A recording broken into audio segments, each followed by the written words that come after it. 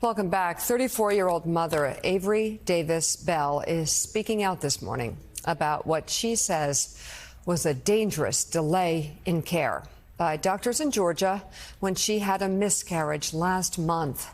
Bell was losing massive amounts of blood, and her baby was not going to survive. But she says doctors were nervous about beginning the procedures to abort, and it could have cost her life. Bell shared her story with USA Today, which reported, quote, Bell said doctors grappled with when they could start the process of the procedure. It would take time for her cervix to dilate, but it was unclear to the medical team if beginning the dilation would be considered advancing an abortion before the necessary time was up. In a statement to USA Today, listen carefully, Emory Healthcare said, Emory Healthcare uses consensus from clinical experts, medical literature, and legal guidance to support our providers as they make individualized treatment recommendations in compliance with Georgia's abortion laws. Well, the state of Georgia is one of the strictest, has the strictest bans, of course, due to Donald Trump. After 6 weeks, there are exceptions to save the life of the mother in cases of rape or incest and for medically futile pregnancies. And amidst all that, Avery Davis Bell was caught in the middle, and she joins us now. Avery, thank you so much for coming on the show this morning at this really important time. I know this just happened to you last month, and I'm so sorry. I'm wondering if you could explain why you are speaking out about your harrowing reproductive emergency, and what was it that you went to the emergency room for help for? Yes, so 2 weeks ago, I was 18 weeks pregnant with my very wanted second baby. And I had a complication and been in and out of the hospital. And that night, I started bleeding incredibly heavily again, which I knew was a return to the hospital. And I went back, and at that time, we found not only was I bleeding heavily, but that my water had prematurely broken much too early. And the doctors were very clear that my fetus could not survive this, and that I was in potential danger of losing a lot of blood. So at this point, this was a miscarriage. And my doctors were fantastic, and they assured me they were going to save my life.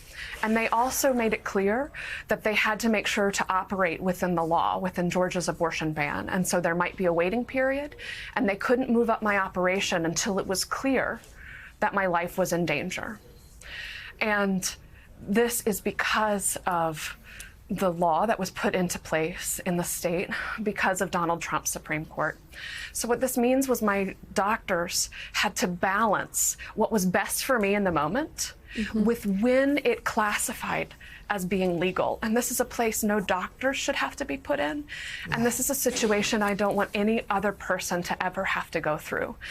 And that's why I'm speaking out, and honestly speaking out so soon, and when it's really still hard. I'm still physically recovering, and I'm of course still emotionally recovering, but I went into the hospital the same day I early voted, which was the only time I left bed rest between hospitalizations. And so I had to speak out now because we are in the middle of a decision point where we can go in one direction with Kamala Harris and have our rights restored and protected and elevated. Or we can go in another direction, and bans like this can become more common across the country, and more women and people and mothers of children will be living as if we were with 200 years ago, when many of us would have survived childbirth, and many of us would have died. And so that's why I'm trying to share my story, even though it's not how I would rather be spending my time. Yeah, you're 2 weeks out from this unbelievably traumatic and painful experience, and an experience that is probably you're still recovering for. I just want to zoom in on something you said. They had to wait until it was clear your life was in danger. How much were you bleeding, Avery? And I believe also, if I read correctly, you said your water broke, but amniotic fluid was also leaking as well, along with massive amounts of blood. Can you describe the situation And this is the situation I need you to describe. Please describe the situation that they were looking at, fabulous doctors, having to determine whether you were sick enough, dying enough, bleeding enough.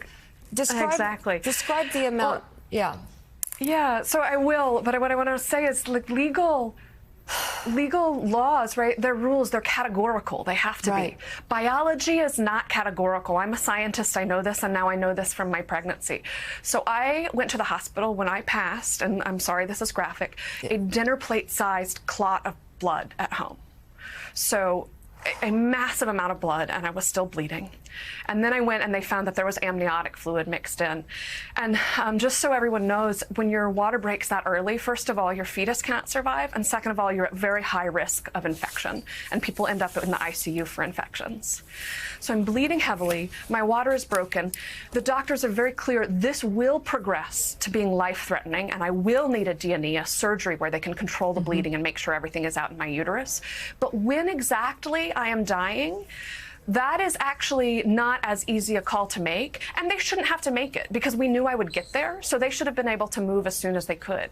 But they have to pay attention to these laws because they have to be able to save the woman who comes in the next day and not get shut down. And so I had to wait overnight, bleeding, soaking pads, and getting my labs checked, because one of the things the doctors could say is if my hemoglobin drops really low, then that's a very clear metric that they can have in my charts and they can move on with the surgery. And that's in fact what happened. My hemoglobin dropped to the point where I was automatically eligible for a blood transfusion. And at that point, basically they said, okay, nobody will argue that this is a really serious situation. We can move forward with your prep for surgery.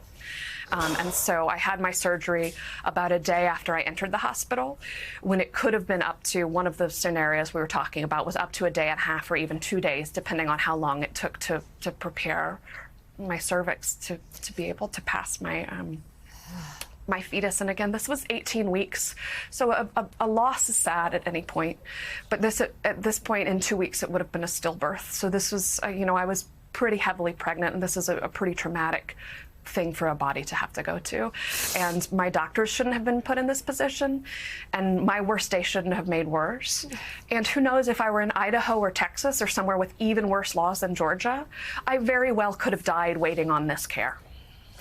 Pregnancy over, you're bleeding out in a way that you described graphically, massive amounts of blood, and just at this point, at risk of infection striking your body, you would think they would get you right into the OR.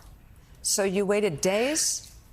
Yeah, I waited a day, and and they told me very carefully what to tell them about, anything that would have increased my threshold so they could start earlier.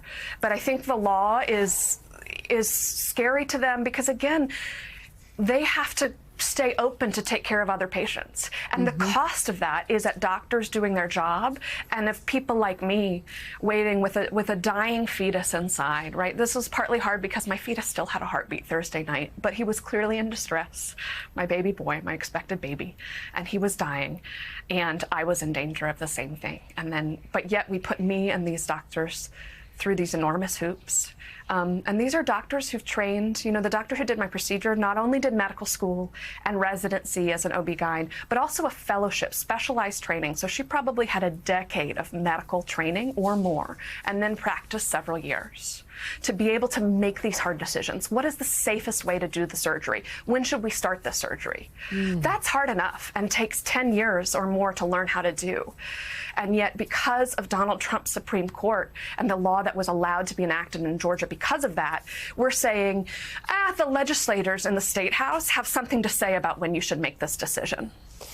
That doesn't make any sense. And I can tell you from personal experience, it made what was going to be the worst day of my life, the loss of my baby, it made it even worse. This is insult to injury in the biggest way and in a legally mandated way. And this is the United States of America. Why are we allowing this? And we have an opportunity to disallow this again by voting up and down the ballot for people who will protect reproductive rights on Tuesday. Avery, I really appreciate not only that you're so able to articulate the position you were put in, but the very painful and difficult position doctors around you were put in who were trained to save lives. And this was a baby, just to confirm, the way you began this interview, a baby you very much wanted, correct? Very much wanted. This was my child's baby brother. He hugged my belly every day since we told him I was pregnant, which wasn't early. We waited until 12 weeks and had good scans, and I was really showing. And this, he would say, hug mama, hug baby. And we are all devastated. We've all in my family, my 6'2" husband, my tiny child, me, we've cried together because we won't get to meet our expected baby. Avery Davis Bell, I'm so sorry about what you went through, and I am so moved that you would come on this morning just weeks after something like this would happen. It's unthinkable, and I thank you for sharing your story in hopes that this doesn't happen to more women. Thank you. Thank you for your time. All right.